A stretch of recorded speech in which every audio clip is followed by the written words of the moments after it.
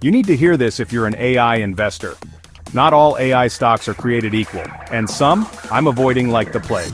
Welcome to Moneycraft, the smartest place on YouTube for AI investing and long-term wealth. Today, I'm breaking down 3 AI stocks I'm avoiding in 2025, and why skipping them might be the smartest move. First up, C3.ai. Gets lots of attention, but revenue growth has slowed, customer churn is rising, and it's not profitable.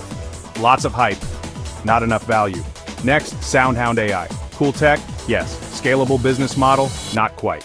It's burning cash, and the voice AI space is getting crowded. No product market fit, no dice. Finally, BigBear.ai. Exploded after its IPO, then crashed. Still trying to find a clear identity in the AI space. Confusion equals risk. Will these stocks go up? Maybe. But I'm putting my money elsewhere. In my next video, I'll show you how to build a $10,000 AI stock portfolio for 2025, step by step. Subscribe and let me know in the comments, which AI stock do you think is all hype right now? This is Moneycraft, where smart money moves meet AI clarity. See you in the next one.